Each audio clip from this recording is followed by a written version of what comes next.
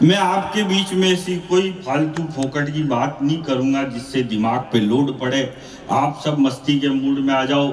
योगेंद्र जी ने कह दिया, बोले सुरेंद्र शर्मा जी बैठे हैं, ये कवि सम्मेलन के सचिन तेंदुलकर हैं। हालांकि छोटा मोटा रोहित शर्मा मैं भी हूँ। तो मैच में जब गेंद कम पड़ जाती है तो काम रोहित शर्मा ही आता है। अच्छा, तो आप आनंद के मूड में आ जाओ। सुरेंद्र शर्मा जी को आप नहीं भी बुलाते तो कोई बात नहीं थी, क्योंकि उनको ऑलरेडी पद्म श्री मिला हुआ है। राज्यपाल साहब मेरा ध्यान रखना।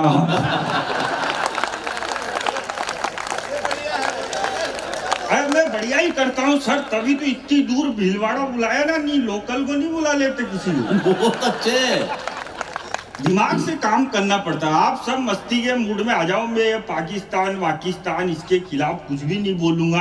क्या मतलब है, मैंने तो मेरे कुत्ते का नाम पाकिस्तान धर रखा है। जब भी मन में आती है उसी के 2 लात देता हूँ, मस्त रहता हूँ, कौन टेंशन पाले। उधर पाकिस्तान कश्मीर पे हमला करता है, इधर मैं अपने कुत्ते का रावलपिंडी लाल कर देता हूँ। मतलब रावलपिंडी।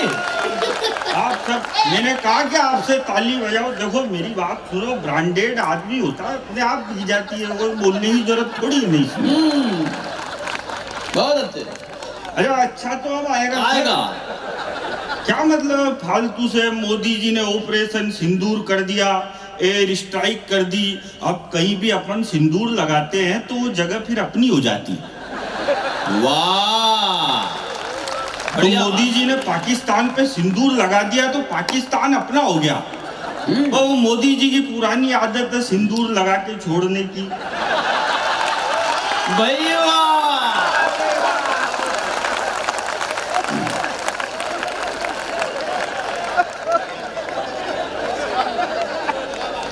ए भैया ये स्क्रीन बंद कर दो और ये भी कर दो, क्योंकि स्क्रीन पे ही देखना है तो फिर घर पे यूट्यूब पे ही देख लेना।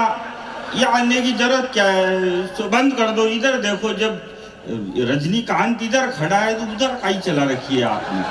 आप मस्ती में, भगवान कसम, कोरोना काल के बाद में इतने सारे जिंदा आदमी पहली बार ही देख रहा हूँ। कोरोना काल में तो एक दिन मेरी लुगाई मेरे लिए खाना बना के लाई। अब वो जैसे ही मेरे लिए खाना बना के लाई तो मैंने पेलाई घास खाया, और पेलाई घास खा के कह दिया, मैंने कहा तेने कौन सी सब्जी बनाई है, इसमें तो स्वाद ही नहीं आ रहा। ये कौन सी चटनी बनाई है, इसमें तो स्वाद ही नहीं आ रहा। तो मेरी लुगाई ने कोविड की मेडिकल टीम को फोन कर दिया। बहुत अच्छे। और फोन करके बोली कि मेरे हस्बैंड की जुबान का स्वाद गायब हो चुका है। तो भाई साहब वो 4 यमदूत आए, 2 ने मेरे हाथ पकड़े, 2 ने पैर पकड़े, ले गए मेरे को टांगा टूड़ी करके। लेकिन मैं जैसे ही वहां पे गया तो उन्होंने मुझसे जाते ही पूछा, तुम किस किस से मिले थे। मैंने कहा मेरी लुगाई से। बहुत अच्छे। मेरी सासू से, मेरे ससुर से। ऐसा बदला लिया मैंने, पूरे खानदान को अंदर करवाया। वाले तो आप आनंद, किसी ने कहा है, ये किसने कहा मेरे को आज दिन तक मालूम नहीं चला, पर किसी ने कहा है कि जो मस्त रहता है वो कभी स्वर्ग में नहीं जाता, बल्कि जहाँ जाता है वहीं स्वर्ग बना देता है। मैं आज की महफिल को स्वर्ग बनाने की कोशिश कर रहा हूँ।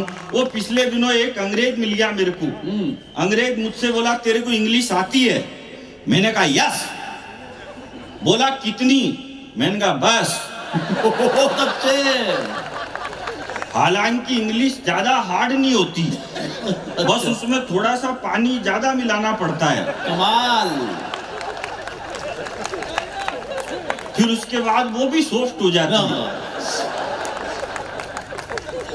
भाई साहब आप दूध पे सुना रहे थे, दूध पे नहीं, इस पे सुनाओ। कोरोना काल में जब इस देश की अर्थव्यवस्था नीचे गिर गई, महामहिम महोदय, जब अर्थव्यवस्था नीचे गिर गई तो न उसको मोदी जी ऊपर उठा सके, न राहुल जी ऊपर उठा सके, न केजरीवाल जी ऊपर उठा सके। जब इस देश की अर्थव्यवस्था नीचे गिर गई तो इस देश की सरकार ने न सबसे पहले मंदिर खोला, न मस्जिद खोली, न गिरजाघर खोले, न गुरुद्वारे खोले। हिंदुस्तान की सरकार को केवल एक ही कौम पर भरोसा था,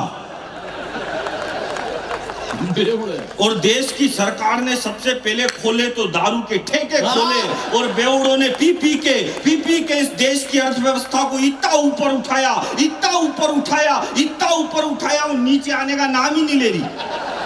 बहुत अच्छे। अच्छे क्या, वो सारे तो अर्थव्यवस्था ऊपर उठाने के चक्कर में खुद ऊपर उठ गए। हाँ। वो पिछले दिनों एक आ गया मेरे पास, बोलो गुरुजी ज्ञान दो। हाँ। मैंने कहा क्या ज्ञान चाहिए तेरे को?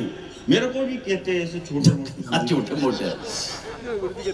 तो आइए, तकलीफ इतनी है, लोग कह रहे, बोले नेता सड़कों पे नहीं आ रहे, नेता सड़कों पे नहीं आते, नेता सड़कों पे नहीं आते।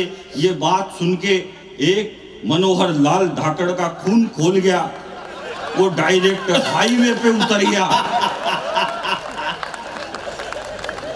अरे गडकरी जी ने सड़कें ही इतनी अच्छी बनाती, लोगों को होटल जाने की जरूरत ही नहीं पड़ रही है। वो आया मेरे पास, बोले गुरुजी ज्ञान दो। मैंने कहा क्या ज्ञान चाहिए? बोले ऐसा ज्ञान दो जो लुगाई जिंदगी भर मेरी गुलाम बन के रहे। मैंने कहा ठीक है, ले जा ज्ञान, जिंदगी भर तेरी लुगाई सब सुनना, माहेश्वरी समाज वालों काम आएगी मेरी बात। हाँ, मैं बहुत ज्ञान वाला आदमी हूं। हम कभी क्या है, हम 50% पागल होते हैं, क्योंकि 100% पागल तो वो होता है जो हमको बुलाता है।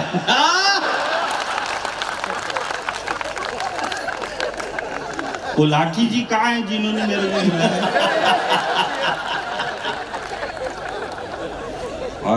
अगली साल भी मेरे को ही बुलाना। वो आ गया, बोला गुरुजी ज्ञान दो। मैंने कहा ठीक है, ले जा ज्ञान। मैंने कहा ऐसा ज्ञान दूंगा लुगाई तेरी गुलाम बन के रहेगी। तो बोला करना क्या है? मैंने कहा देख कुछ भी नहीं करना, तेरी शादी कब है? बोलो भाई साहब अगले महीने जुलाई में है। मैंने कहा कुछ नहीं करना, शादी के पहले ही दिन तेरी लुगाई के पास एक दारू की बोतल ले जाके रख देना। तेरी लुगाई देखते ही कहेगी एक कैसा बेवड़ा पति मिल गया मेरे को, शादी के पहले ही दिन दारू की बोतल लेके आ गया। तू उसी के सामने दीवार पे फेंक के फोड़ देना और कह देना आज से तेरे प्यार में बंद। तेरी लुगाई जब तेरा इतना बड़ा त्याग और बलिदान देखेगी तो जिंदगी भर तेरी गुलाम बन के रहेगी। बहुत अच्छे। उसने वैसा ही किया, शादी के पहले ही दिन लुगाई के पास दारू की बोतल ले जाके रखी। तो लुगाई देखते ही बोली ठीक है बनाओ, लेकिन मेरे पेग में सोडा मत डालना। भाई जिंदाबाद। अरे कमाल हो गया, एक बार दोनों हाथ ऊपर उठा के। बहुत अच्छे। कमाल होता नहीं है, करना पड़ता है। अब आप कह रहे थे ना सर 9-10 साली होनी चाहिए, मेरे है 9-10 तो नहीं है, लेकिन ईश्वर की कृपा से मेरे 7 सालियां हैं। ईश्वर मेरे ससुर जी का नाम है भाई। बहुत अच्छे। और मेरा ससुराल इधर ही है, बेगू चित्तौड़गढ़ में। हालांकि ये मेरे को यहाँ नहीं बोलना चाहिए था, क्या पता मेरा ससुरी कोने में घुस के सुन रहा हो। लोग बिना बात परेशान हो, सर अब तो हमने इतनी तरक्की कर ली, इतनी तरक्की कर ली, इतनी तरक्की कर ली, अब तो हमने चांद पे तिरंगा गाड़ दिया। अब तो पाकिस्तान वाले भी फक्र से कह सकते हैं कि चांद हमारे बाप का है। बहुत अच्छे। हालांकि हम ऐसे ही नहीं पहुंचे चांद पे, इसके लिए हमने ट्राई किया था, इसके लिए हमने मेहनत की थी, इसके लिए हमने कोशिश की थी। इसके पहले भी हमने चांद पे जाने की ट्राई की थी, तो हम 2 किलोमीटर से चूक गए थे। तो ये सारे छोरे छोरी बावड़े हो गए, ये फेसबुक ट्विटर व्हाट्सएप पे लिखने लग गए, बोले हिंदुस्तान चांद पे जाने से 2 किलोमीटर से चूक गया, हमारा विक्रम चांद पे जाने से 2 किलोमीटर से चूक गया, हम चंद्रयान पे जाने से 2 किलोमीटर से चूक गए। अब मैं आपको एक बात बताऊं, माहेश्वरी समाज वालों, हम 4 भाई हैं। जो मेरा सबसे बड़ा भाई है वो एमकॉम पास है और वो बेरोजगार है। जो मेरा दूसरा भाई है वो एमबीए है, वो भी बेरोजगार है। जो तीसरा है वो एमए है, जो कोई भी कर लेता है, कोई भी, वो भी बेरोजगार है। और जो चौथा है वो मैं हूं। मैं केवल 5वीं पास हूं और मैं हिंदुस्तान के हंसी के सबसे बड़े show the great Indian laughter challenge का विजेता हूं। बहुत अच्छे। इसमें कुछ भी अच्छा नहीं है, इसमें ताली भी नहीं बजानी। बात यह कि जो बेवकूफ बोल रहे थे कि हम चांद पे जाने से 2 किलोमीटर से चूक गए, हम चांद पे जाने से 2 किलोमीटर से चूक गए। अब एक बार बताओ, जब मेरे पिताजी को लाफ्टर चैंपियन पैदा करने के लिए 3 पड़ाव पार करने पड़े और ये एक बार में ही बोल रहे, बोले हम चांद पे जाने से 2 किलोमीटर से चूक गए, हम चांद पे। भाई ट्राई तो करो भाई, क्या बढ़िया बात निकाली है। भाई बढ़िया क्या ट्राई किया, पहुंच गए चांद पे। ज्यादा पढ़ा लिखा होने से सर कुछ भी नहीं होता। अब आप सब पढ़े लिखे ही हो, ये आगे वाले सोफों पे जो बैठे हो वो तो पढ़े लिखे ही होंगे, नहीं तो भी वहां बैठना पड़ता पीछे पीछे कोने में। लेकिन पढ़ लिख के आप लोगों ने भी कौन सा तीर मार लिया। सुन तो 5वीं पास को ही रहे हो।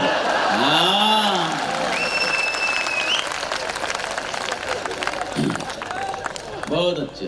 ज्यादा कुछ भी नहीं होता पढ़ाई लिखाई से। वो मेरे एक दोस्त की तो 1 करोड़ की लॉटरी निकल गई, तो पत्रकार ने उससे पूछ लिया, भाई 1 करोड़ की लॉटरी कैसे निकल गई?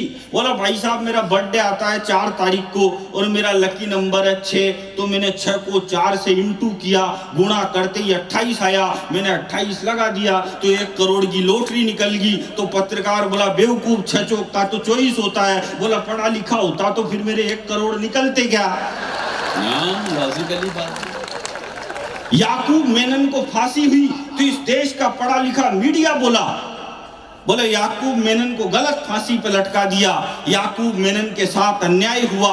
याकूब मेनन जब फांसी पे लटक रहा था तो उसको अंतिम समय में उसकी 17 साल की बेटी से नहीं मिलने दिया गया। ये बहुत दुखद बात है। ये कौन बोला? ये देश का पढ़ा लिखा मीडिया बोला। तो फिर उसके बाद मैं बोला, मैंने कहा एक बात बताओ ना चोटों, जो आदमी 22 साल से जेल में बंद है, बहुत अच्छे, उसके 17 साल की बेटी कौन सी वेबसाइट से डाउनलोड करते हो यार? कमाल है। अरे बढ़िया, क्या ज्यादा पढ़ा लिखा होने से कुछ भी नहीं हो और ज्यादा अमीर होने का भी कोई फायदा नहीं है। माहेश्वरी समाज वालों, अमीर आदमी वो नहीं होता जिसके घर के बाहर 10 BMW खड़ी हो। अमीर वो भी नहीं होता जिसके पास 1000 एकड़ की संपत्ति हो। और अगली लाइन पर पूरे सदन के दोनों हाथ आकाश की फिजाओं में लहरते हुए देखना चाहता हूं मैं। आपको अच्छा लगे दोनों हाथ ऊपर उठा के बजाना, नहीं अच्छा लगे नीचे करके बजा देना। बजानी ताली है, बाकी कुछ भी नहीं करना। अमीर आदमी वो नहीं होता जिसके घर के बाहर 10 BMW खड़ी हो। अमीर वो भी नहीं होता जिसके पास 1000 एकड़ की संपत्ति हो। जिस घर के बाहर बच्चे और बुजुर्ग मुस्कुराते हुए मिले, समझ जाओ वही घर अमीरों का है। भाई बहुत अच्छे, जिंदाबाद। और 4 पंक्तियां आपके भगवान महेश के लिए, माहेश्वरी समाज के लोगों के लिए मैं पढ़ना चाह रहा हूं कि वो पृथ्वी में, गगन में, वो है आग में, समीर में। कौन होता है माहेश्वरी? इस सदन में आप लोग बताना कि वो पृथ्वी में, गगन में, वो है आग में, समीर में। गंगा की लहर लहर में, वही है नीर नीर में। कृपाण में, पिनाक में, त्रिशूल में, तुणीर में। वो छंद में, रुबाई में, वो सूर में, कबीर में। सजा लिया है पुष्प मैंने आरती के थाल का, मैं भक्त महाकाल का, मैं भक्त महाकाल का। जिंदाबाद, बहुत अच्छे। अच्छा क्या सर, दिमाग से काम करना पड़ता है। मेरे को मालूम है माहेश्वरी बैठे हैं तो शंकर भगवान की जैन होते तो मैं महावीर जी की सुनाता। ये बढ़िया बात है।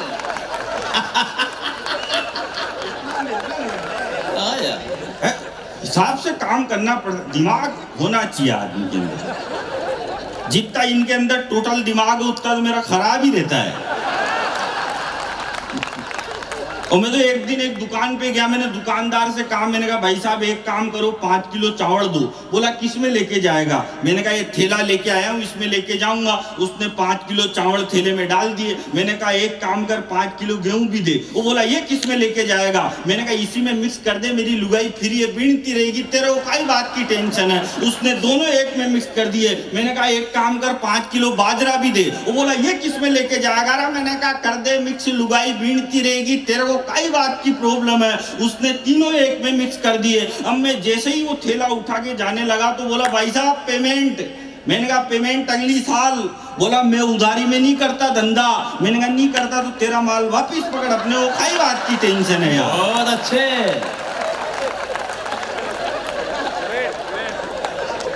बहुत अच्छे। दिमाग से वो अंग्रेज मिल गया मेरे को, बता इंग्लिश आती? अरे मैंने कहा आती है नहीं आती तू पूछ तो सही। बोले इंग्लिश आती है तो एक काम कर, वो जो लड़की साइड में खड़ी है उसको इंग्लिश में यहाँ बुला। अब इतनी सी तो मेरे को आती थी, मैंने कह दिया बेबी प्लीज कम हियर। लड़की आ गई, बगल में खड़ी होगी, लेकिन अंग्रेज भी पट्टा 1.5 छाना। बोला अब इसको इंग्लिश में वापिस वहीं भेज। अब ये वाली नहीं आती, लेकिन मैं भी चौथ का बरवाड़ा का भगवान कसम में वहीं पे गया जहां से लड़की आई थी। भाई बहुत अच्छे। वहां जाके फिर बोल दिया प्लीज कम हियर। तो दिमाग से काम करना पड़ता है भाई साहब, इतने फालतू।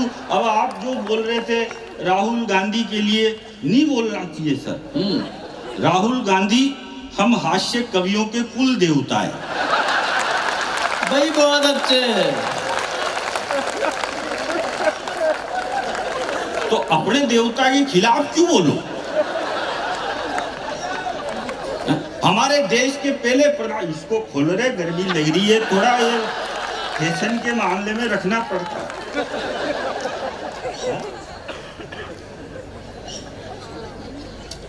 वो क्या है, मैंने सोचा आप जम गए रहे, खोल दो, क्या मतलब फालतू गर्मी में। ठीक है। हमारे देश के पहले प्रधानमंत्री थे नेहरू जी। नेहरू जी के कपड़े विदेशों में धुलने जाते थे। मोदी जी ऐसा नहीं करते। मोदी जी के 10-20 जोड़ी गंदे होते हैं, खुद ही विदेश चले जाते हैं। बहुत अच्छे। अब बार बार का खर्चा कौन करे यार? अच्छा कांग्रेस वाले भी कम नहीं है। जब इस देश के बीजेपी के पहले प्रधानमंत्री बने अटल बिहारी वाजपेयी, तो कांग्रेस वाले कहते थे, बोले अटल जी तो बिल्कुल भी अच्छे प्रधानमंत्री नहीं है, इन बीजेपी वालों को देश चलाना नहीं आता, इनसे सरकार संभलती नहीं है। तो फिर अटल जी थोड़ा पीछे हटे, फिर अडवाणी जी मुख्य धारा में आए। तो अडवाणी जी ने क्या करा? अडवाणी जी ने पाकिस्तान में जाके जिन्ना की मजार पे फूल चढ़ा दिए। बहुत अच्छे। तो जिन्ना की पे तो नहीं चढ़े, उनकी खुद की पे ही चढ़ गए। तो अडवाणी जी के लिए बोले कि अडवाणी जी और खराब है, इनसे तो अटल जी लाख गुना अच्छे थे, ये अडवाणी जी तो बहुत बेकार है, इनसे तो अटल जी लाख गुना अच्छे थे। फिर अडवाणी जी भी पीछे हटे, फिर वो आए 56 इंच की छाती वाले, चाय वाले। तो चाय वाले को देख के बोले कि ये चाय वाला तो और खराब है, इनसे तो अडवाणी जी लाख गुना अच्छे थे, इनसे तो अटल जी लाख गुना अच्छे थे। और मैं तो कह रहा हूँ कांग्रेस वालों, अभी तो तुमने चाय वाला देखा है, जिस दिन यूपी का गाय वाला देख लिया, उस दिन कांग्रेस वालों को ये नरेंद्र मोदी देवता नहीं लगने लग जाए तो मेरी गारंटी। बहुत अच्छा। ये जो तुम भैया फोटो वोटो खींच रहे हो ना, ये जमाना गया, अब नया जमाना आ गया। हम लड़के तो कम करते ही यूज, ये लड़कियां महिलाएं ज्यादा करती है। अब इनको फोटो खींचना हो,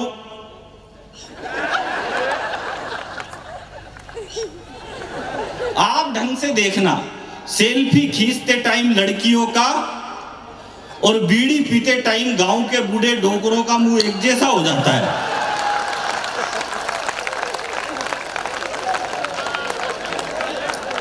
तो स्क्रीन चलवा दो, नहीं तो दिखेगा नहीं उन लोगों को। अरे चला दो रो, स्क्रीन चला दो।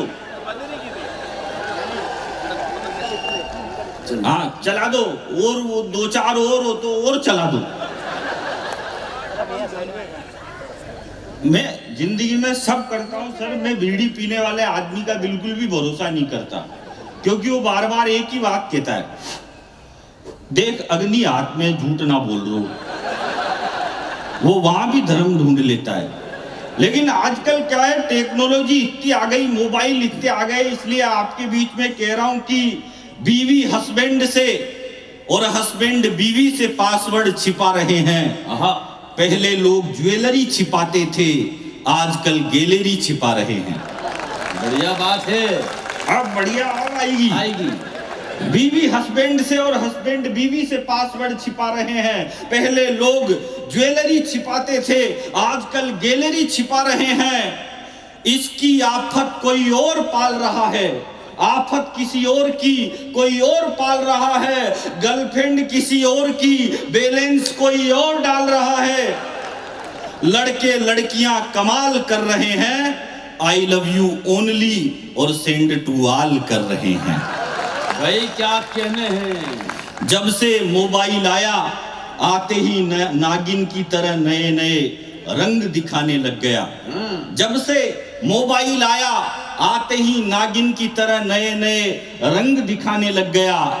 थोड़े दिन बाद इसका छोटा भाई टेलीफोन ठिकाने लग गया। बढ़िया। एक दिन इसकी नजर चचेरी बहन पर पड़ी, फिर क्या था, ठिकाने लग गई घड़ी। एक दिन इसकी नजर चचेरी बहन पर पड़ी, फिर क्या था, ठिकाने लग गई घड़ी। देखते ही देखते अपनी बीवी को खा गया। एक दिन ये मोबाइल टीवी को खा गया। टॉर्च, रेडियो, टेप रिकॉर्डर सबको झिंझोड़ कर रख दिया है। इस मोबाइल ने सारा परिवार तोड़ कर रख दिया है। बहुत अच्छे, बहुत अच्छे। अब बढ़िया क्या सर, मेरे साथ बहुत दिक्कत हो जाती है। अभी पिछले दिनों मेरे को बता देना कितनी देर बोल रहा है। मेरे चालू होने का बटन है, मेरे बंद होने का भगवान ने नहीं बनाया, मैं क्या करूं। एक दिन मेरे को दिल्ली से जाना था मथुरा, तो मैं दिल्ली से मथुरा जाने के लिए ट्रेन में बैठा। अब मैं ट्रेन में बैठा, आप जानते हो सबसे ज्यादा रिश्तेदारी अगर कहीं होती है तो ट्रेन में ही होती है। तो आगे वो आस पड़ोस वाले बोले, अब मैं थोड़ा फेमस भी हूँ। हाँ हूँ तो सही। तो आगे बोले, अरे सर कहाँ जा रहे हो? अरे मैंने कहा मथुरा जा रहा हूँ भगवान बांके बिहारी जी के दर्शन करने के लिए। बोला बहुत अच्छे भाई साहब, लेकिन ये आप गलत ट्रेन में बैठ गए, राजधानी एक्सप्रेस है, ये मथुरा में रुकती ही नहीं है, इसका स्टॉप ही नहीं है मथुरा में। और मैंने कहा ये तो गड़बड़ हो गई, अब तो मेरे को कहाँ रुकती है? बोला कोटा रुकती है, अब आपको वापिस जाके आना पड़ेगा। तो एक दूसरा ज्ञानी आ गया फिर, बोला भाई साहब इनकी बातों में मत आओ, इनको मालूम ही नहीं है अभी मथुरा में क्या है, मोदी जी ने रेलवे का काम छेड़ रखा है, तो ये ट्रेन मथुरा में रुकती नहीं है। लेकिन ये ट्रेन मथुरा में थोड़ी स्लो हो जाती है। तो जैसे ही ये ट्रेन थोड़ी मथुरा में स्लो हो, तो आप एक काम करना, एक पाँव बाहर निकालना और कूदना, और कूदने के बाद फिर थोड़ी स्पीड मेंटेन रखना। तो स्पीड मेंटेन रखोगे तो आप उतर जाओगे, आपके चोट वोट नहीं लगेगी। अब जैसे ही मथुरा का स्टेशन आया तो 10-15 आगे मेरे को उतारने के लिए बोला भाई साहब कूदो। अब मैं कूदा, कूदने के बाद मैंने स्पीड बढ़ाई तो मेरी स्पीड थोड़ी सी ज्यादा फास्ट हो गई। इतनी फास्ट हो गई कि मैं दौड़ते दौड़ते आगे वाले कोच तक पहुंच गया। तो आगे वाले कोच वालों ने मेरा हाथ पकड़ के मेरे को डिब्बे के अंदर खींच लिया।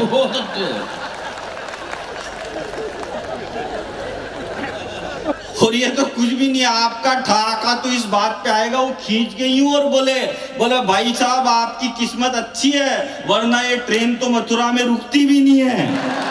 बहुत अच्छे।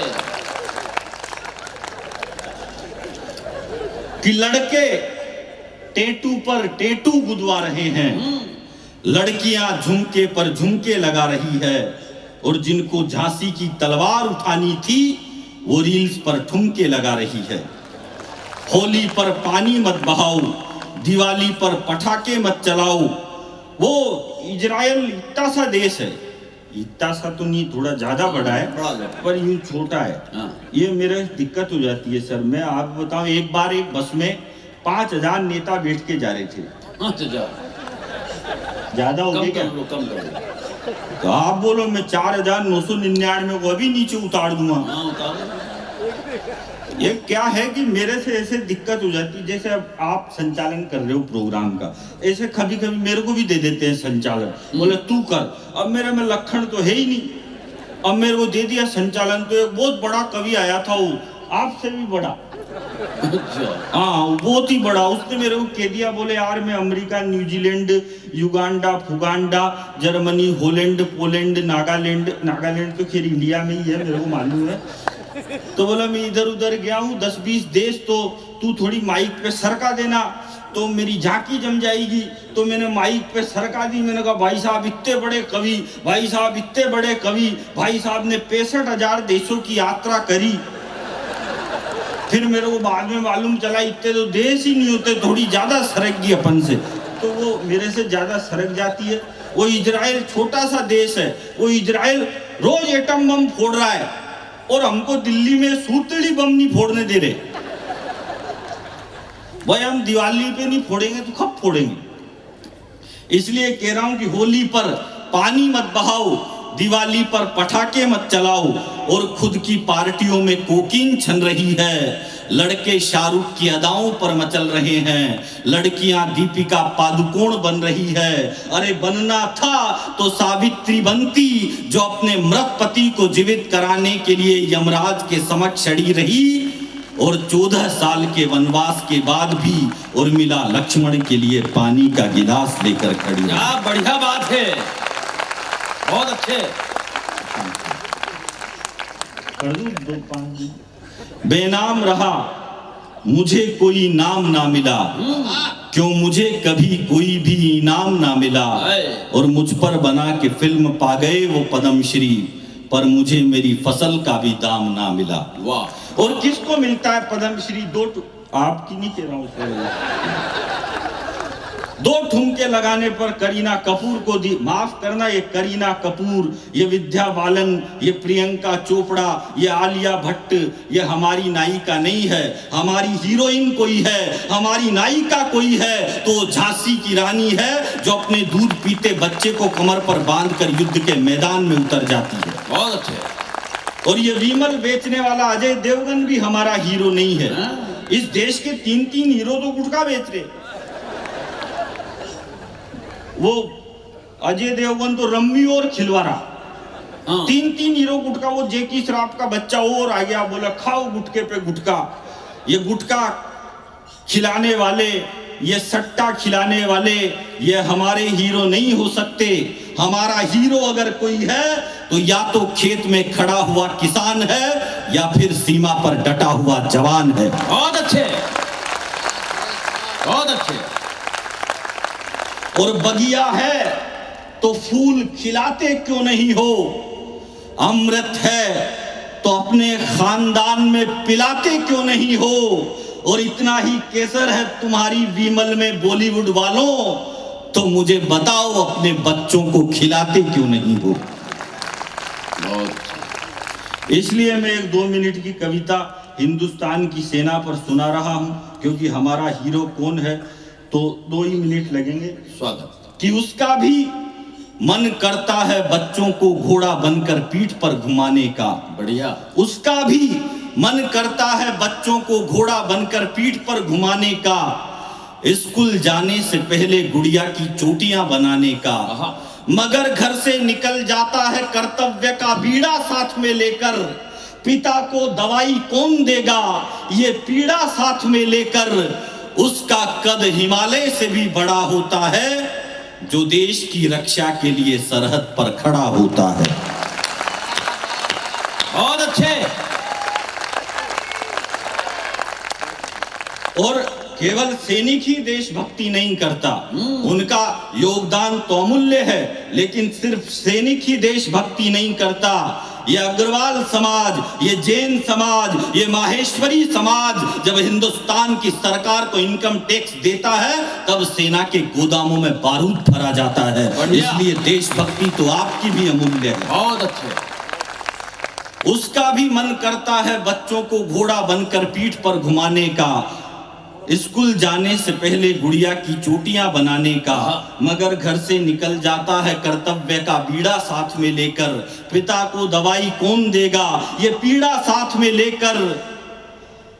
वो ठंडी बर्फ में भी मुस्कुराता है आसमान ओढ़कर। बढ़िया। वो तपती रेत में भी सो जाता है घुटनों को मोड़कर।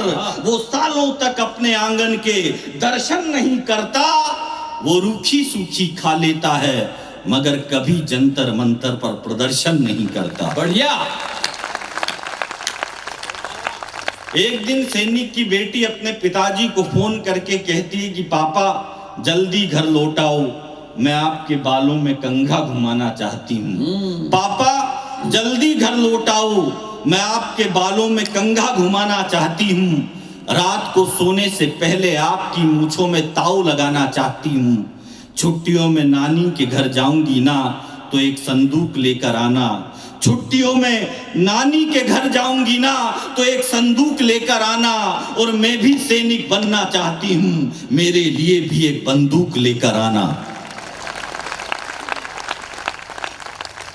छुट्टियों में नानी के घर जाऊंगी तो एक संदूक लेकर आना।